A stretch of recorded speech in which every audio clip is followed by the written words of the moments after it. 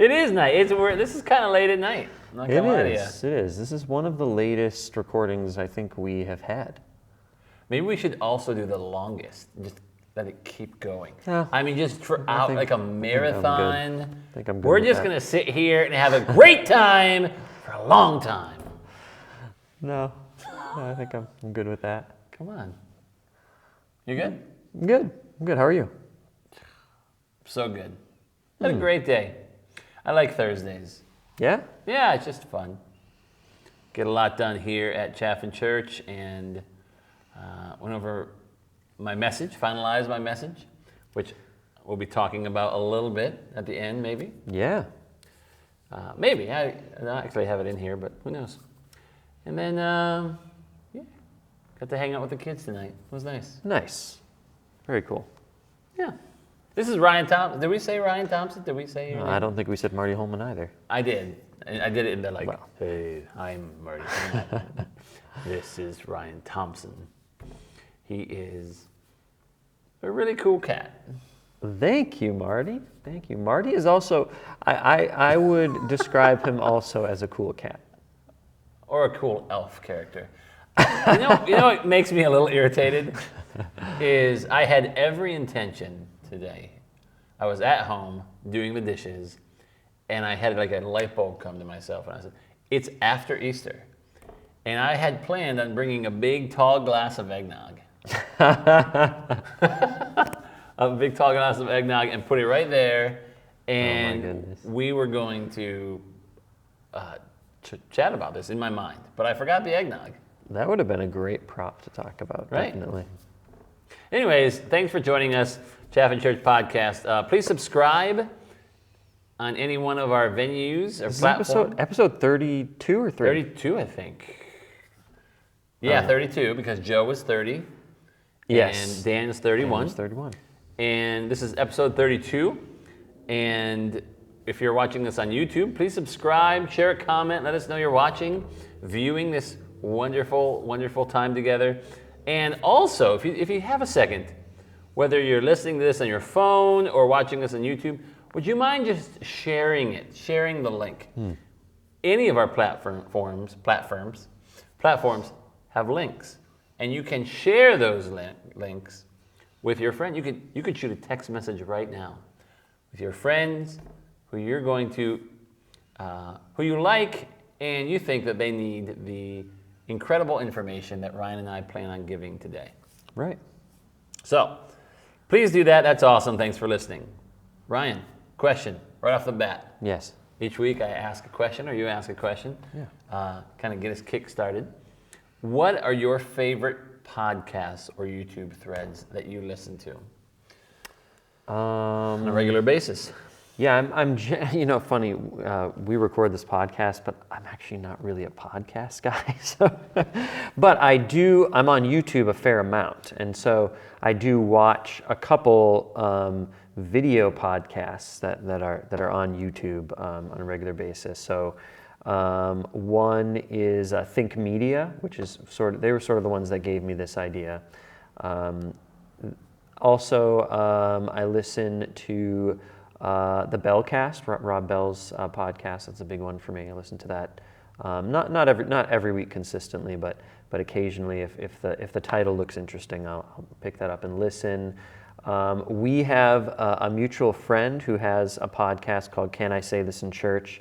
And that one actually is a podcast. There is no YouTube, so like I mentioned, I do listen to that very infrequently. But that one I actually feel bad about. There's a ton of interesting content on there. There really is. I mean, he puts out some good stuff every week. Really, really. So please listen to especially that one, guys. If you're interested in really anything we're saying, you would love Seth's podcast on Can I Say This at Church. So that's just a recommendation of a way to get further involved. I remember listening to our mutual friend Steve had a podcast, and that was called what? Awkward Rhino. Awkward Rhino. And Steve and his friend Josh had a podcast together, and then Seth was their producer of sorts. And Josh had this deep, like amazing voice, but Seth did too. Mm-hmm. And I was always confused at who was who. And now I know. I finally know their voices after many a conversation with them both. But I think what we realized through the experience of Awkward Rhino is that it's the content. You got to have the content to keep going, even if your voice is not a good podcast voice. You have to have good content is important. So I really hope we are offering good content to our friends out there. Oh yeah. In the Holden community and maybe a little bit beyond. Please let us know what you'd like to hear in regards to the church world, because we like to share it. And in regards to the Holden community, because we've talked about that a lot. That's important to us to kind of make sure that we are connecting with specifically this community. So that was a big rabbit trail. How about you, Marty? What do you listen to in terms of podcasts? So I go through what's called stages. Like I'll listen to podcasts for a couple weeks, and then I'll read books for a couple weeks, and then I'll listen to audiobooks for a couple weeks. So my favorite podcast, though, would be anything with Andy Stanley, the Andy Stanley Leadership Podcast. He's currently the only leadership podcast that I have. I thought I turned that off. And so I listen to that. I love stories. Like I remember the first time I heard, what was Serial? Yeah, Serial podcast. I was like, it was amazing about Anand, something, Sinead or something. It was an amazing story, and I couldn't get enough of it. And so I fell in love with podcasts then. They haven't really recaptured that magic, but that first season of Serial was amazing. So I recommend that. There's another one kind of like that called Family Ghosts I really like. And then Malcolm Gladwell's Revisionist History to me is fantastic. I listen to that one occasionally as well. You? Yeah, very good. Yeah, so good. So I'm a big fan of his. I know he gets made fun of a little bit for having pop culture psychology and kind of using statistics to get across what he is trying to say instead of the other way around. But I really like his writing. So writing and audio podcast. Right. Good stuff. So that's where I'm at. All right. Let's talk about our talk of the hour. We're going to get right into it here, 8 minutes into it. The Chaffin Church Relaunch. Something you and I have put a lot of time into. And we have sweat and bled and fought. And I think probably, I can't promise this, but probably cried at times. I think for you that's definitely true due to some trials and tribulations you had about this project. And it's a massive, massive project. It started with, I guess it started when I came to church here. When I came, and something about me personally is I have this need to make things better, to change. And maybe change more than making things, no, I like them a lot, each of them a lot. And they go hand in hand. I want to change so that things can get better. And so, after the first couple months, things changed slowly here. And things were great. And then COVID happened, and we had an opportunity to make some major changes around the building. The building here at 155 Shrewsbury Street is very old, 1895. It's gone through several renovations in different areas. But, it hadn't been painted since like the 80s or 90s, a lot of the rooms. And so at the same time, our guy Carl, who's done a lot of the renovation in this room, Carl came through, painted, made tons of changes. And then we were kind of finishing up that. And I don't remember, you and I had a conversation. And I asked you, do you think we should renovate the worship space. Maybe I was commenting to myself at the same time, and I said, because it seems like, maybe I should be here a little longer before I do that. And you looked at me, and correct me if I'm wrong, maybe you don't remember this conversation, but you said something like, Marty, you've been here plenty long enough. And that place needs a change, a renovation. And so that kind of spurred me on. Do you remember that conversation? I remember having a conversation with you. I don't remember the exact words, but I wouldn't doubt it if I phrased it that way. Right. I mean, it was just like, come on, Marty. Yeah. It's time.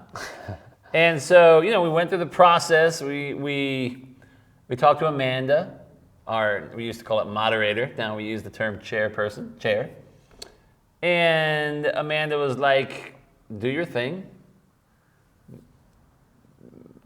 Put together a group of people who might want to make it happen, and then bring it to us. And so we did that.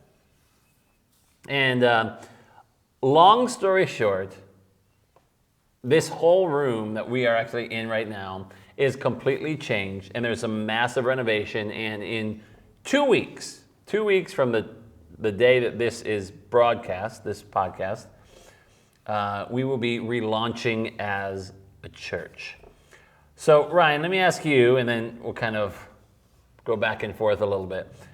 Why is it important that we are relaunching? Or is it important? Clearly I think it's important. I think there is not a single person at this church that would say it's not important. I think most of the people would say it's important because it's a good thing to do.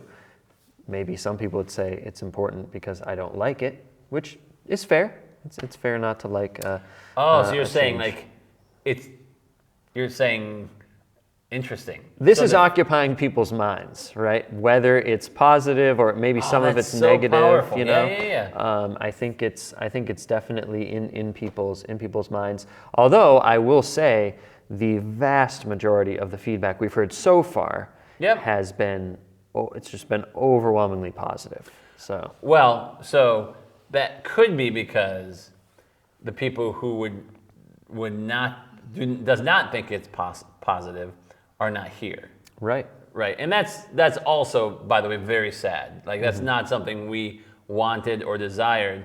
But the truth is, this space had not been touched for real since 1952. And that was 70? No, 60. How long ago was that? 69 years ago. 69 years ago. That was 69 years ago. And so it needed to be changed, and probably in a massive way. Okay. So it is important. It's important that it's been done. It's important that it was done right, and I do believe it was done very right. Now, why is it important that we're a part of this community? Like, let's talk about Holden for a second, because we're right here. We're right in the beginning of, as you come into Holden, probably more than half of the people, although there are two other roads you can kind of come into, probably more than two, but two other main ways you can come into Holden. But probably more than half, at least 40% of the people who come into Holden have to pass by this church every day. Is it important that we're a part of this community, that our church is here? And why is that important? Well, I'm glad you brought up the connection to the community, because, it's important not just for the people that, of course, that are here, but it is important to everyone, I think, in our town. And we're undergoing a few different marketing efforts that I'm sure you'll find out about later. But we really want to get the word out that we're relaunching. And I think it's important not because of any one specific thing that is happening. Oh, well, it's important because we got this cool wooden wall, or these new chairs, or heck, Marty hasn't been here for that long because we have a relatively new pastor, because we have new curtains, or these epic doors that I just think look so nice. They are pretty nice. So none of those things on their own specifically, I don't think any of those on their own specifically are that important. But what makes this a relaunch is we are relaunching the entire culture of Chaffin Church. It's not It's not just the look, right? Yeah. It's not just production elements, right? And we'll get into that a little bit later, I'm assuming. So not just like guitars and keyboards and cooler, newer sounding music, although we are hoping to implement some of those things.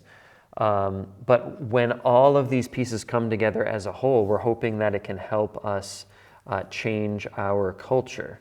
So in my mind, that's the most important piece. Is it's going to change the way we do church because it changes our institutional culture. It's a whole new world. All right. So, I mean, you weren't here that long after me, did you ever come to church here before? No, I never came here on a Sunday morning before. Sunday morning. I was here for a wedding, and I think you knew some of the people better than I did before. I did know one couple here, yeah. One couple, okay. Did you know anything about the culture here? No. No? I would say one thing that I actually asked the interview team is why they treated their pastors so poorly, which is a culture piece, right? But there were, the culture is how you relate to one another and how you relate to the community. And so when it comes to culture, what pieces do you think are important that should be changed, or that, let's not talk about a change, that we should now implement? Yeah, well, I mean, clearly the whole, treating your pastors well, that's very important. I also think treating the congregants well, treating each other well, very important. Well, what's important is what's really interesting, and you said that, and that's exactly right. Treating your pastor well, to me, because some churches really deal with honor and honoring your pastor and that sort of thing. I think that is secondary, should be secondary to honoring people. Right. Like we're honoring the pastor not necessarily because of his office. Like, yes. We honor the pastor not ex officio because of his office. We honor the pastor because he's a human being, like right. He's a human being just like everyone else. He's not a doormat. Now, to be fair, the pastor does have a lot of insight and wisdom into the way things are working, and typically pastors have years and years of training, both in school and on the job. And so we do need to honor that, and there is a truth to I do believe God brings pastors to particular churches, and there's something to that as well. But yeah, honoring people, like, we can do that more than just with the pastor. And so anyway, but I do think the way we treat each other is important. Well, all five of the things that we really preached on in the last 5 weeks are really, really important. I don't have them all in front of me, and I think the one that hopefully is going to start changing along with this relaunch for a multitude of reasons is the gathering together piece. That's one that I really think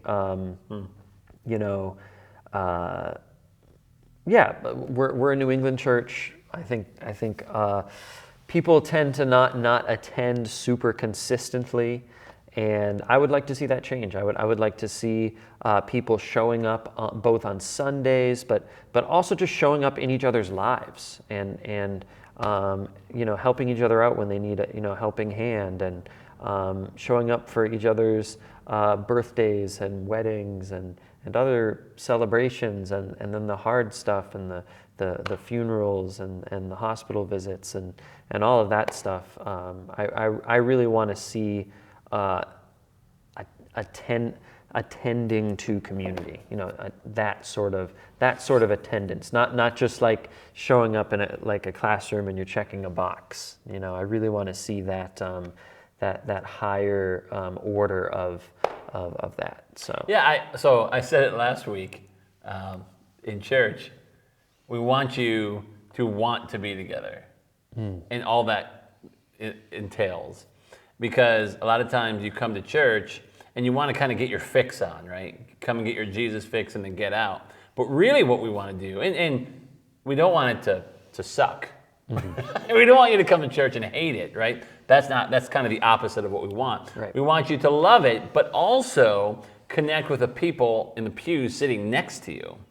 And that is a culture piece that's so important, that culturally we want to be together, and literally we want to be together, not just because we're all in the same movie theater watching the same movie, right? Right. It's more than that.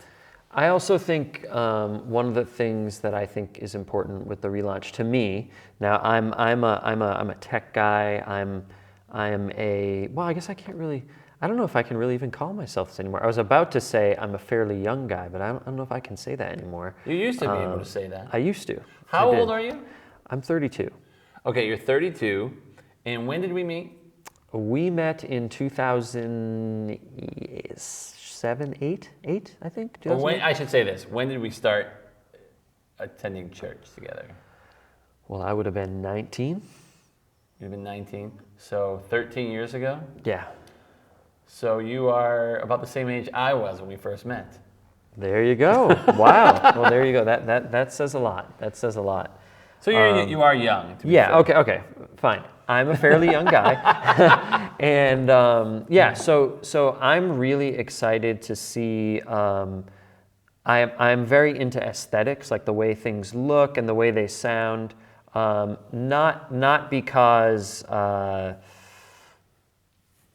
I just like the high life. That's just not true, really, especially when it comes to church. It's more about this idea of like art, and evoking emotion in people through the use of aesthetics, through the use of sound design, through the use of stage design, through the use of the technology that we use. And so I am personally really excited. One of the most important parts of this for me is being able to provide that sort of that feel in the worship gathering of, hey, this is well done. Like I don't, if someone pulls up to our church listening to, let's say, The Weeknd on the radio, right? And like he's listening to a song, just jamming out, right? Yeah. And walks through the doors of our church. I don't want any like translation to have to happen between what happens on the radio and what happens in here. Like I don't want somebody to come in and say to themselves, "You're gonna play The Weeknd right now? Is that what's happening?" You totally know me so well. Okay. Hopefully that will not get flagged for copyright. Oh, that would be horrible. Okay, so, but basically, in a lot of churches, a lot of old churches, people would show up listening to The Weeknd on the radio or Coldplay on the radio or whatever on the radio. Okay. They'd come through the doors, and whoever is in here would say, "Okay, now listen. You just listen to the music out here. Now you're gonna have to do all of this translation work in your mind. You're gonna have to translate to the way that we do things here. In terms of quality, the quality of the music. Okay. Yeah, you know what? Yeah, we just don't have any professionals, and we really don't feel like delving into technology.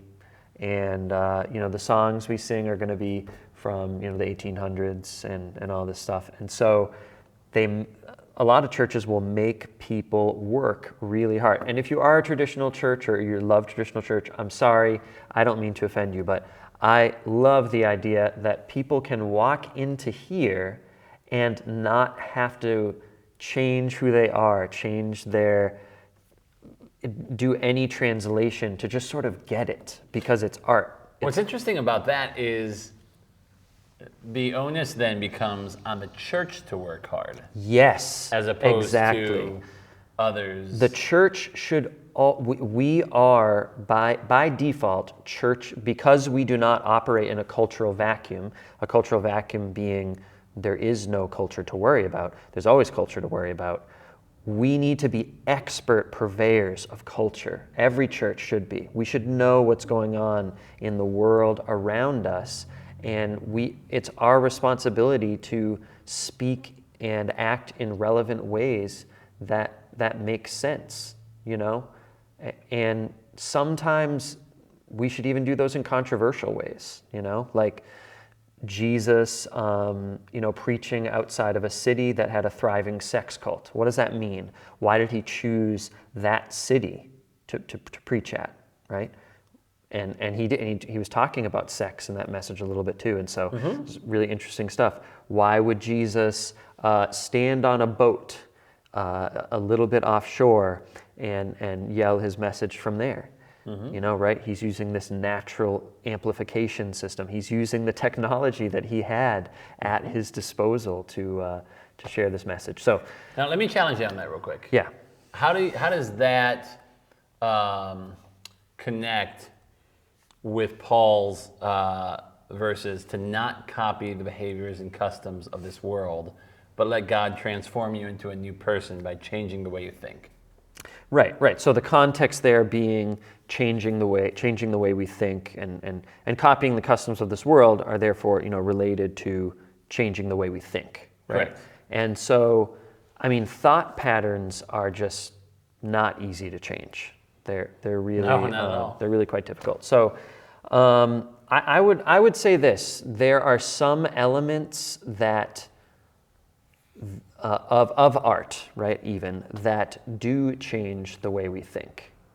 And there is no art, there is no idea, no art, no textbook, there is nothing in the world that does not have cultural value and a spiritual value.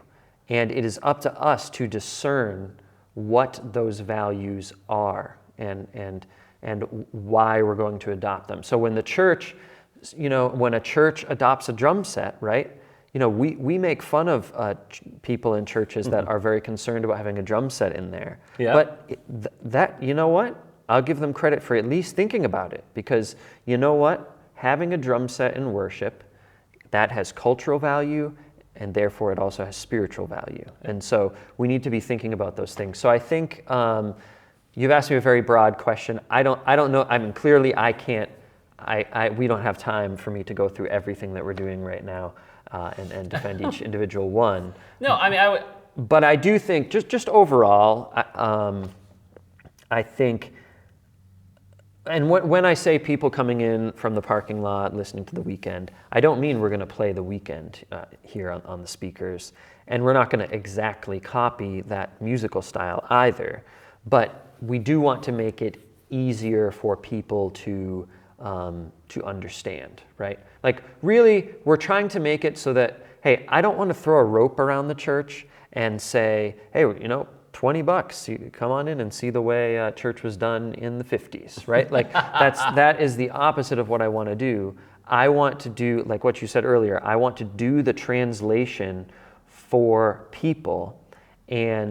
But like what you also said, we also need to be very aware of what we're bringing in to the church and the rest of our lives, but especially the church. Yeah. When we bring in these songs, even the way things sound, the lyrics are especially important. Yeah, are absolutely. we checking over the theology of what we're singing, or are we just, oh, this is a CCLI song, this should be fine, we'll put it on, Yeah. So there's a lot of factors there. But anyway, so that's one of the most important things in my mind. One of the things I'm most excited about for this this like cultural transformation we're going through, and we're terming it a relaunch. We could have termed it a number of different things, but we chose relaunch. I think because it's a bit more general. And I think it encompasses like this is it's a culture thing, right? Yeah, I mean, this church started, it launched, right? It launched in 1903, 8 years after the building was put up, which is always interesting to me.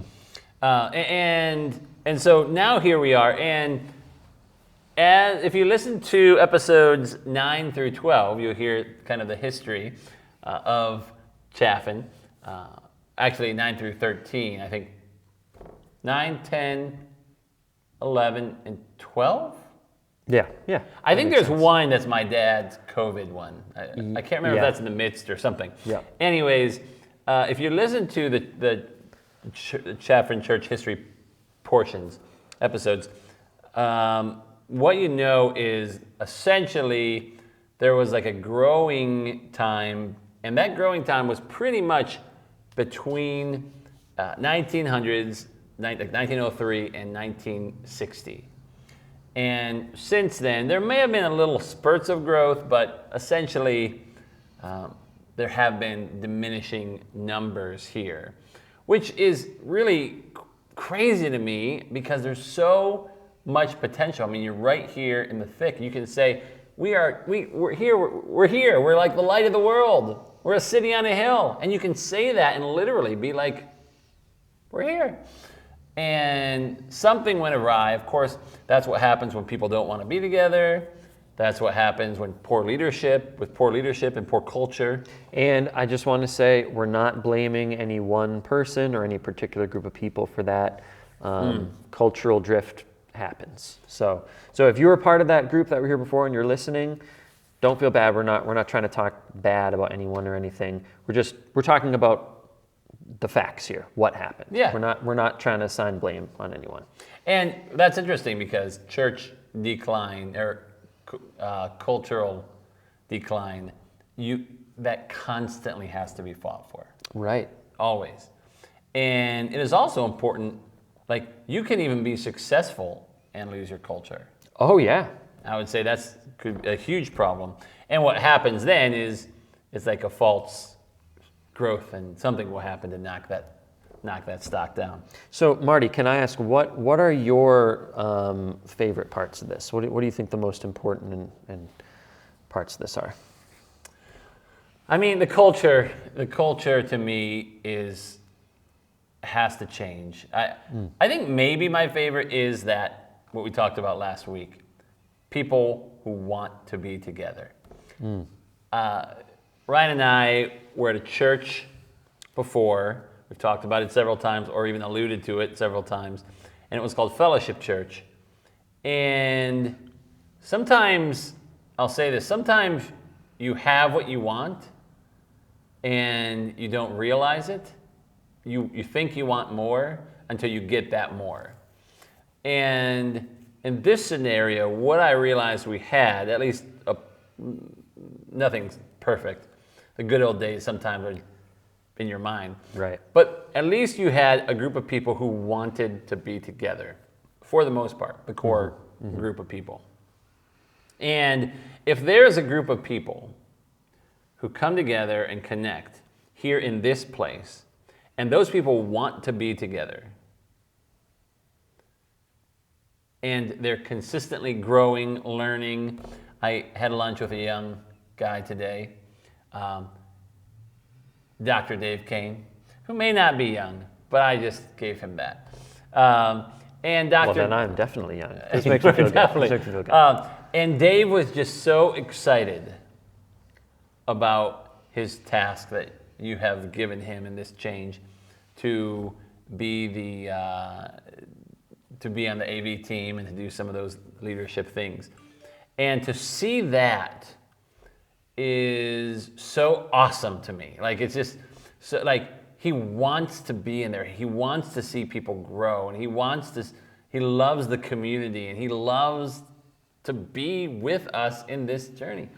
And that to me, like on a Sunday morning, or really any day, but let's use Sunday morning, is something that really makes me pumped. Like the experience up here of great music, which is like, can be healing and beautiful, is awesome. The speaking of the Word of God is awesome, and I think needs to be central to the church gathering. And but when people want to be together, and you can feel that on a Sunday morning or in a time together, and it's not fake. It's not like, hey, how are you? But it's like real, like, and I think that's what gets me excited, and I want to see that. I want to see. That's one of the reasons that I think the relaunch is important, because it adds life. I think one of the fascinating things about churches is that when people come together and they have that, or they want to be together, if new people don't come in, the human condition will enter into that group of people who want to be together, but drama will ensue. Why? I don't know. Like I would say probably the curse of like people's like fallibility. Well, yeah, there's something to that, right? That like, I think a healthy church has to have, like a wide open front door, but there should also be an open back door as well. Yeah. You know what I mean? Like you got to have some flow going on, So yeah. Yeah, like that trouble will come, and the new people kind of bring this unifying glue. Like when drama could ensue. Unifying glue when drama could ensue. Sorry. And so anyways, I think that's super important too. Okay. Let's talk specifics. Yeah. So, let's talk about the community real quick. Yeah. Who do you think should check us out on that first day? Like what? Like I know anybody. You could say like, "Oh, come in, town of Holden." Yeah. But what are the kinds of people who you think could really benefit from being in this church on November 21st at 9 or 10:30? I think there's a couple crowds that I think would do really well here. One is if you just moved to town. If you're relatively new to this area, and I mean, it is not easy to make community happen during a pandemic. Even though it seems like, hey, we've sort of gotten used to this and everything, right? Like it still is very challenging to make community. I moved back here in March of 2020, so I'm in the same boat with you. It is difficult to build community during a pandemic. So if you just moved to this area, or if you're coming back after having been gone a while, I think that's one type of person who literally, even if you don't love the Jesus stuff and you're just here just to like meet people, that's totally fine. And you know what? There's going to be some good music too. I mean, you get to listen to some good music, you get to meet people. Usually we have coffee and donuts. Sometimes no, but most of the time we have that kind of stuff. We'll have to talk to our opening team. Yeah, we need to talk through that. But there's a lot of compelling reasons just to show up, just to be here on a Sunday. The second group of people I think is just people who are looking for a church home who don't have one. So whether that's because, again, you're relatively new to the area, or hey, you just haven't been to church in a long time. Maybe it's something that sort of slipped out of your life without you even noticing it. Start doing the kids' sports teams, and it happens on Sundays, and then, oh no, it's been a year, we haven't been to church.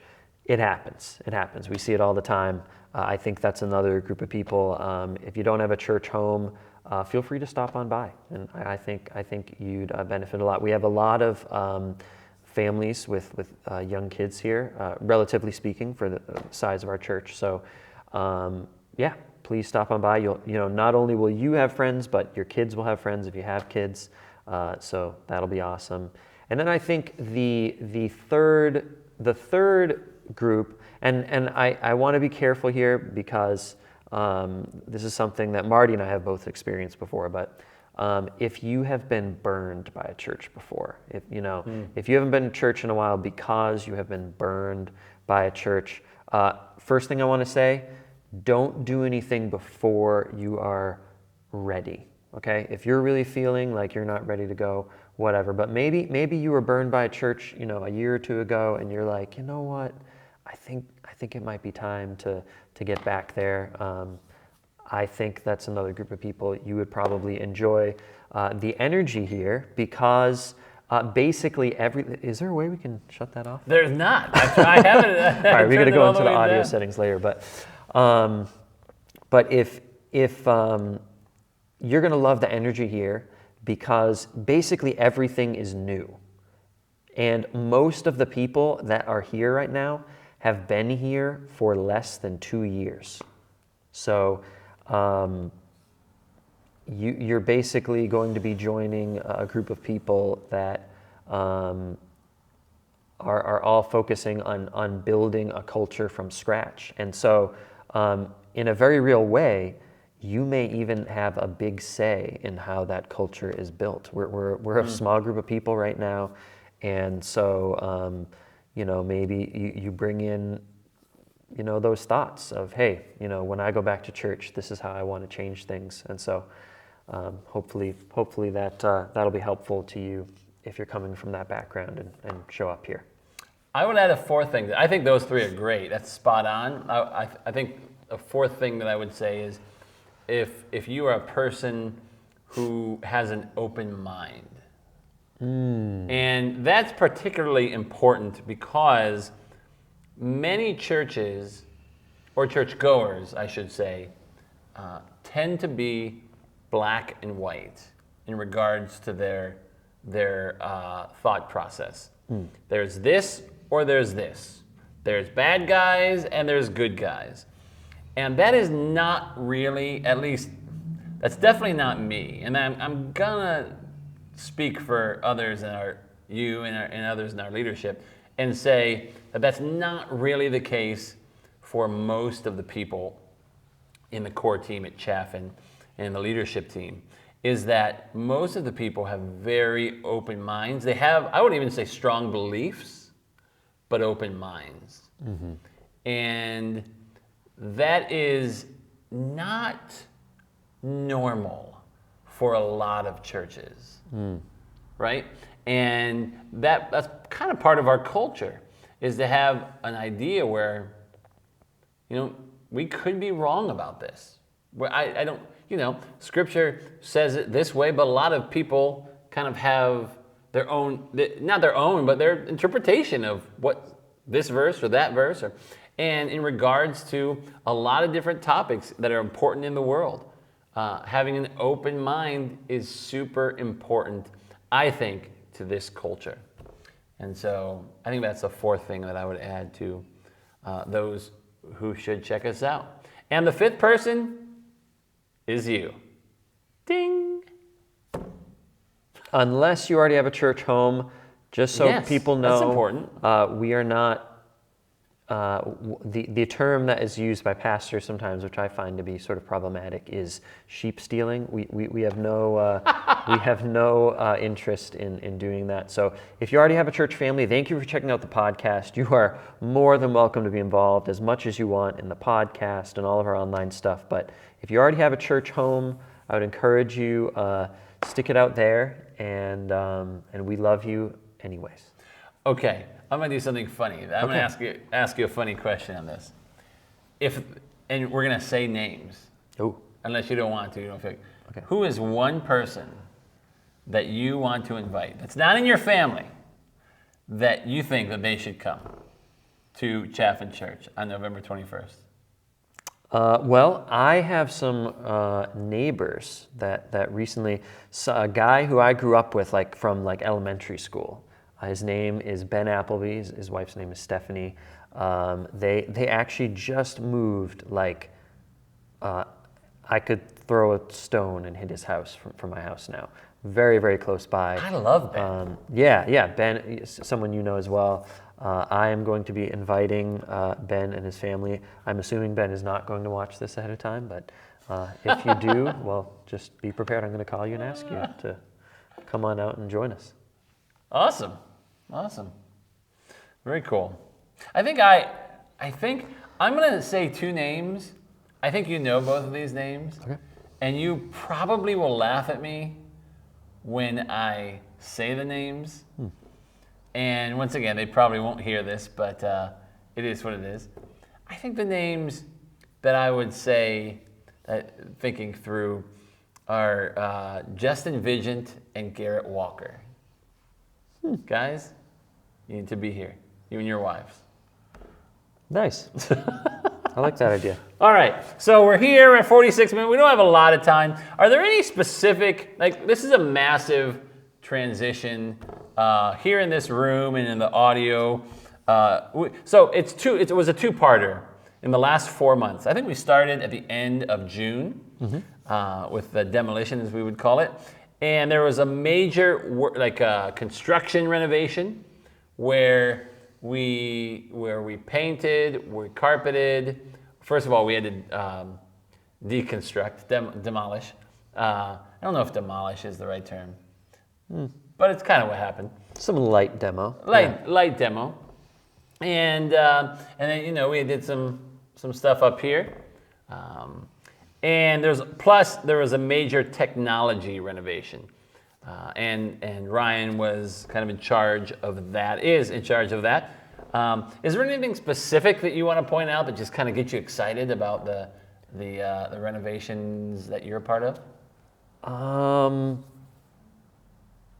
Awesome. I'm really glad you're excited. I can't.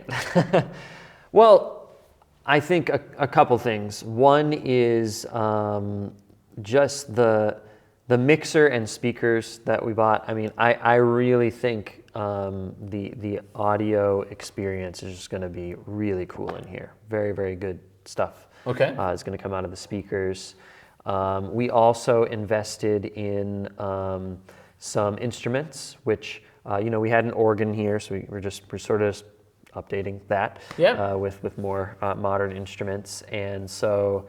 So our team is much better equipped now to lead worship well in today's day and age. So I can't really think of anything that wouldn't be super nerd level that would be. Although, how about this piano here? That's kind of a cool thing we thought up, and Carl actually executed, but. We thought up, hey, how can we bring a little bit of that classic feel back in, but keep the technology? And what you don't see, viewers, or podcast listeners, you won't see it either because you're basically blind for the purposes of this podcast.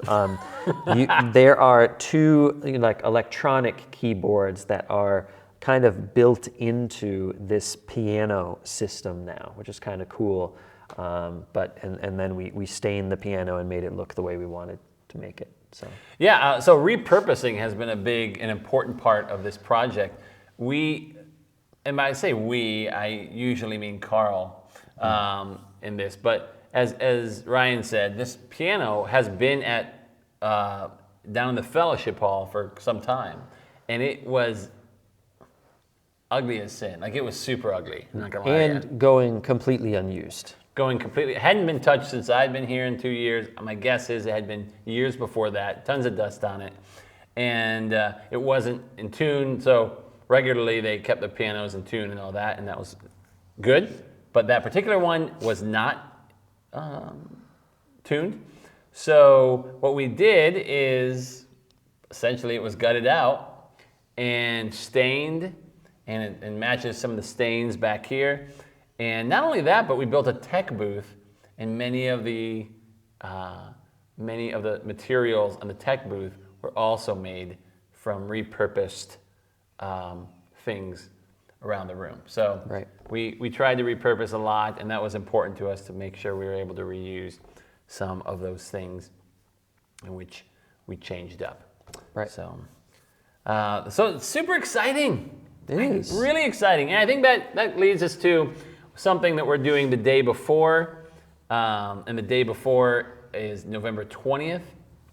And that's what's called a pastor prayer night. And what I did is I have tons of friends who are pastors in the area and outside of the area. And I invited them to come and to pray over our church. And so we're inviting our church as it is. So, 30, 40, 50 people here for that Saturday night. And as of right now, there's about somewhere between 10 and 15 pastors who will be here from as far away as Indiana, and several from New Hampshire, and obviously several from the Worcester County area. And so they're going to be coming in. We're going to have a little gathering with them. And then at 6 o'clock on Saturday night, they're going to come in and pray and just give a challenge, very short challenge to our Chaffin Church as we are today, and hopefully encourage us and get us ready to take the next step in our Chaffin Church journey on November 21st, which is the relaunch. So I'm excited about that. I think it's important to add, not just in name, but for real, to have the larger church be a part of this. And when I say the larger church, I'm quite excited. The people who are going to be here, the pastors, we're going to have Baptists, Episcopalians, United Church of Christ, Lutherans, Congregationalists here that night. Wow. And so it's going to be crazy awesome, I think. Coming here, praying for us, praying for Chaffin Church. That sounds like a party. Right? Well, if there's anything I know how to throw, it's a party. Party.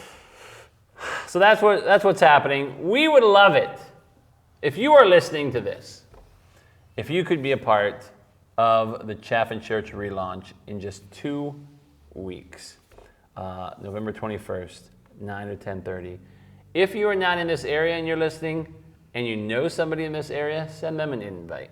If you know somebody who fits that criteria, or they're in need of something, if they're not even if they're not churchgoers at all, please give them an invite, and we would love to have them.